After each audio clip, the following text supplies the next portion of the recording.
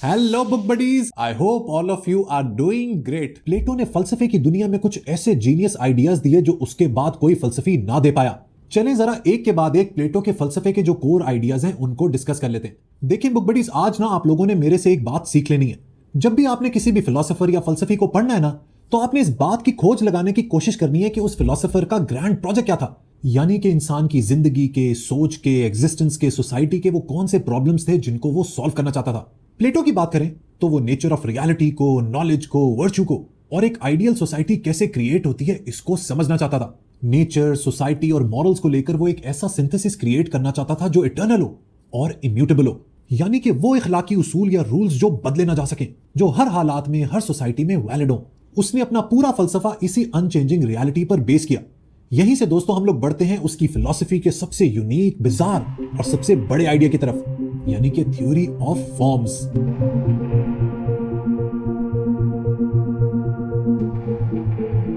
देखिए दोस्तों, ये जो थ्योरी ऑफ आइडियाज या फॉर्म्स है ना, ये थोड़ी सी मुश्किल है, थोड़ी सी कॉम्प्लेक्स है, थोड़ी मिस्टिकल है, थोड़ी पुरसरार है। लेकिन मैं कोशिश करूंगा कि हमेशा की तरह आपको ये बहुत ही आसान अल्फाज में समझा दूं। लेकिन इसको समझने से पहले हमें यह समझना होगा कि प्लेटो के मुताबिक नॉलेज क्या है। What is knowledge? प्लेटो कहता था कि नॉलेज ना दो तरह की होती है। एक तो वो जो हम अपनी सेंसेस के जरिए हासिल करते हैं, जैसे कि देखना, सुनना, फील करना, चखना या फिर सूंघना, इसको एम्पिरिकल नॉलेज कहा जाता है। प्लेटो कहता था कि ये जो एम्पिरिकल नॉलेज है ना, ये आम आवाम के लिए होती है ताकि वो अपनी जिंदगी आराम से, समझ से गुजार सके। लेकिन जो हकीकत है वो इस एम्पिरिकल नॉलेज से बिल्कुल मुख्तलिफ है।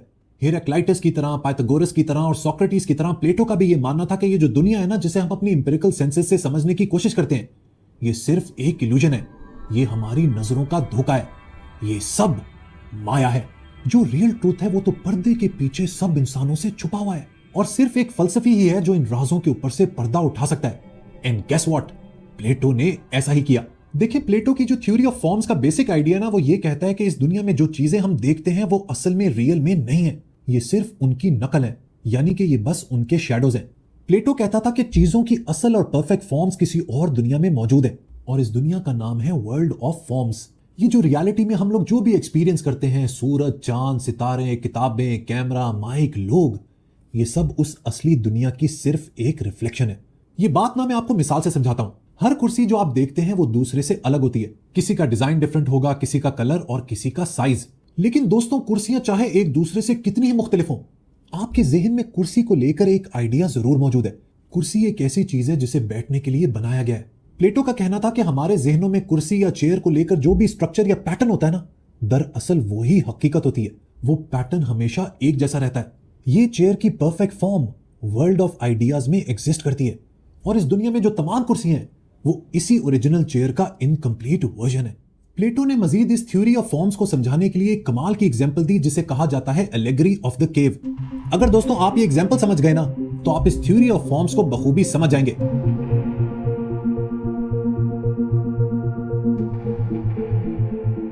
सो जनाब, कहानी का आगाज होता है एक केव यानी कि गार से, जिसमें कुछ कैदी बेड़ियों में जकड़े हुए बैठे हुए हैं। उनके हाथ और पैर दोनों बंधे हुए हैं। इन लोगों ने जब से होश संभाला है वो इसी हालत में मौजूद हैं। उनके सामने एक दीवार है, उनके पीछे मुसलसल एक आग जलती रहती है।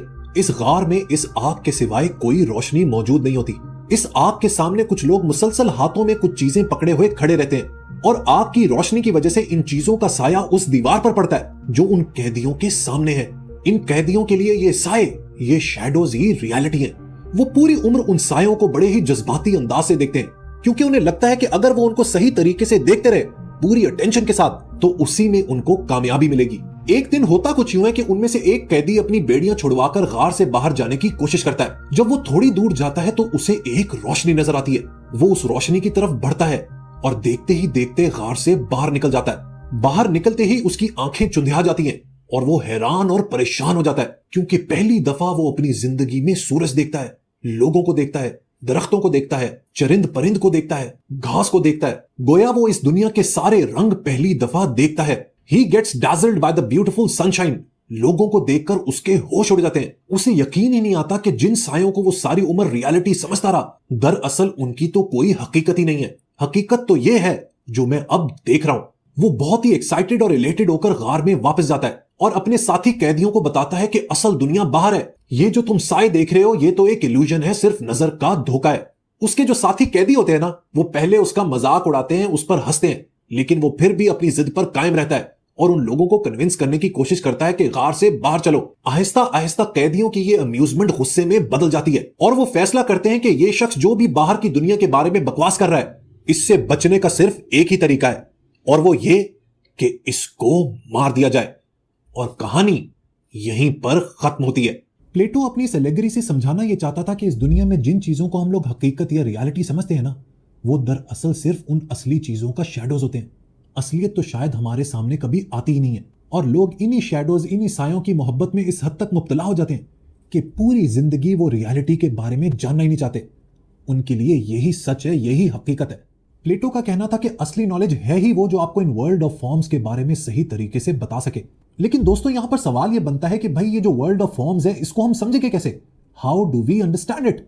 प्लेटो कहता था कि भाई आपकी जो इंपेरिकल सेंसेस है ना, आपकी जो 5 सेंसेस है, वो तो इसमें बिल्कुल काम नहीं आएंगी।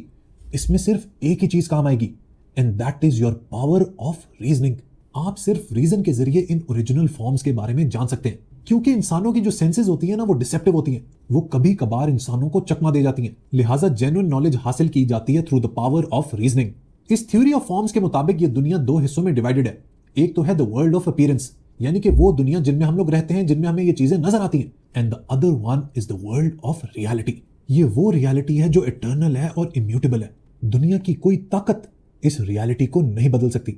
लेकिन बुक बडीज, यहां पर ना एक और सवाल बनता है। चले, हमने प्लेटो से एग्री कर लिया कि भाई हम लोग इंपेरिकल सेंसेस पर नहीं चलेंगे, हम लोग अपनी फैकल्टी ऑफ रीजनिंग का इस्तेमाल करेंगे।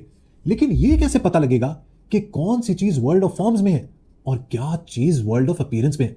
हम इस फिजिकल वर्ल्ड की इंपरफेक्शंस को आइडेंटिफाई कैसे करेंगे? अफलातून यानी प्लेटो ने इसका भी हल बताया। उसका कहना था कि आइडियल फॉर्म्स के बारे में जो हमारा कॉन्सेप्ट होता है ना, वो इन्नेट होता है, यानी कि पैदाइशी। यानी कि कोई भी शख्स इन आइडियाज की समझ के साथ पैदा होता है, तो चाहे वो उससे अवेयर हो या ना हो।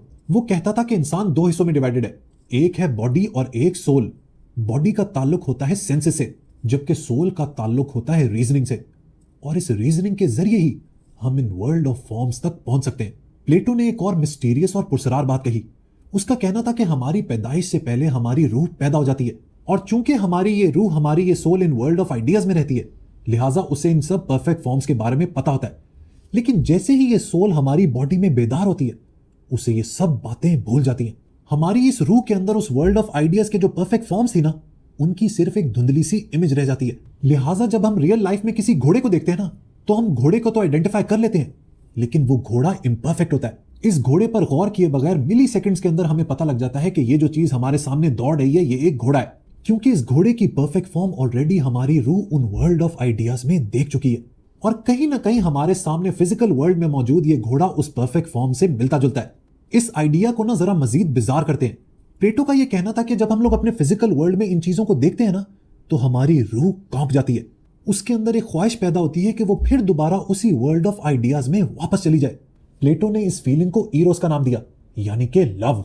हमारी रूह इन विंग्स ऑफ लव पर सवार होकर अपने घर वापस जाना चाहती है, यानी कि द वर्ल्ड ऑफ आइडियाज में। लेकिन दोस्तों, ये तो अजीब सी बातें हैं। हमें तो कभी भी फील नहीं होता मेरे सामने ये कैमरा है, किताबें हैं, माइक है, दरवाजा है, कि इसकी कहीं वर्ल्ड ऑफ आइडियाज में ओरिजिनल फॉर्म होगी। लेकिन यहीं पर तो ट्विस्ट है दोस्तों। प्लेटो का कहना था कि जो फिलोसोफर्स होते हैं ना, यही वो लोग होते हैं जो इन वर्ल्ड ऑफ आइडियाज या वर्ल्ड ऑफ फॉर्म्स के बारे में जानना चाहते हैं, क्योंकि किसी भी मुआशरे में एक फलसफी ही वो शख्स होता है जो नेचर ऑफ रियलिटी को लेकर सबसे ज्यादा क्यूरियस और इंक्विजिटिव होता है। यही वो वजह थी कि प्लेटो कहा करता था कि किसी भी मुल्क, किसी भी स्टेट को लीड करने के लिए सिर्फ फिलोसोफर ही एलिजिबल होते हैं, because they know the true nature of reality, और हकीकत की इस समझ की वजह से वो बेहतरीन तौर पर लोगों को गवर्न कर सकते हैं। यहीं से दोस्तों हम लोग बात करते हैं प्लेटो की एक ऐसी किताब के बारे में which is an absolute classic. मैं बात कर रहा हूं द रिपब्लिक की। दोस्तों, रिपब्लिक एक ऐसी किताब है which is considered a masterpiece of Plato. इस किताब में उसने एक आइडियल स्टेट का तस्वुर प्रेजेंट किया है, लेकिन एक आइडियल स्टेट को स्ट्रक्चर कैसे करना है, गवर्न कैसे करना है, चलाना कैसे, इसके बारे में भी प्लेटो ने एक जबरदस्त बात कही। स्टेट को गवर्न कैसे करना है, इसको समझाने के लिए उसने ह्यूमन बॉडी की एग्जांपल दी। उसने कहा कि इंसान के जिस्म के ना 3 हिस्से हैं। पहला है हेड, दूसरा है चेस्ट और तीसरा एब्डोमेन। इनमें से हर पार्ट की एक अलग सोल है। रीजन का ताल्लुक हेड से है, विल का ताल्लुक चेस्ट से है, और हमारी भूख का ताल्लुक एब्डोमेन से है। मजीद ये कि ये जो सोल की फैकल्टीज है ना, इनके एक एक वर्च्यू भी है। रीजन का वर्च्यू है विजडम, विल का वर्च्यू है करेज, और एपेटाइट का वर्च्यू है टेम्परेंस। जब हमारी बॉडी के ये 3 पार्ट्स आपस में हार्मोनियसली काम करते हैं ना, तब ही एक वर्चुअस इंडिविजुअल कायम होता है। बॉडी की इसी एनालॉजी को उसने स्टेटहुड में इस्तेमाल किया। उसने कहा कि जिस तरह हमारे जिस्म के 3 हिस्से हैं ना, इस तरह स्टेट के भी 3 हिस्से होते हैं। इसमें से पहला है रूलर्स, दूसरा है ऑक्सिलरीज यानी कि सोल्जर्स या फिर आर्मी, और तीसरा है लेबरर्स। जैसा कि मैंने आपको बताया कि प्लेटो के नजदीक एक रूलर फिलोसोफर ही हो सकता है। So with rulers he meant philosopher Kings. Warriors या सोल्जर्स के बारे में प्लेटो का कहना था कि ये एक सोसाइटी के लिए बहुत इंपॉर्टेंट है, क्योंकि ये उसको प्रोटेक्ट करते हैं, उसकी हिफाजत करते हैं। लेकिन यहां पर उसने इन वॉरियर्स के हवाले से एक बहुत ही इंपॉर्टेंट बात कही, जिसे पाकिस्तान मिलिट्री को जरूर सुनना चाहिए।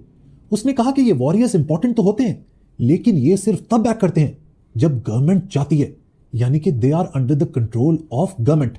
और तीसरे पे है फार्मर्स या फिर प्रोड्यूसर्स। ये लोग सोसाइटी की जरूरतों का ख्याल रखते हैं। ये लोग अपने काम के माहिर होते हैं और रोजमर्रा की जिंदगी में यूज होने वाली चीजों को प्रोड्यूस करके सोसाइटी को संभालते हैं। अपनी किताब द रिपब्लिक में सोसाइटी में जस्टिस के हवाले से भी उसने कुछ जबरदस्त बातें कही।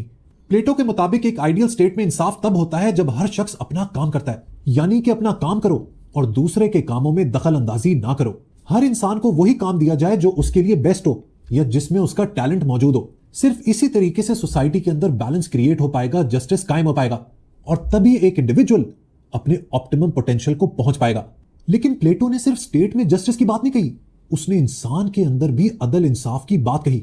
उसने कहा कि इंसान की सोल यानी कि रूह के 3 हिस्से होते हैं, एक है रीजन, दूसरा है स्पिरिट और तीसरा है एपेटाइट। उसका कहना था कि एक इंसान के अंदर भी इंसाफ तब होता है जब उसके अंदर रीजन रूल करता है, स्पिरिट उसे सपोर्ट करती है और उसकी एपेटाइट कंट्रोल में रहती है। सिर्फ इसी तरीके से एक इंसान एक बैलेंस्ड और हार्मोनियस जिंदगी गुजार पाता है। दोस्तों, प्लेटो के ऊपर आज हम अपनी डिस्कशन को यहीं तक लिमिटेड रखते हैं। वीडियो पसंद आई हो तो लाइक बटन जरूर प्रेस कीजिएगा। Until next time, good bye.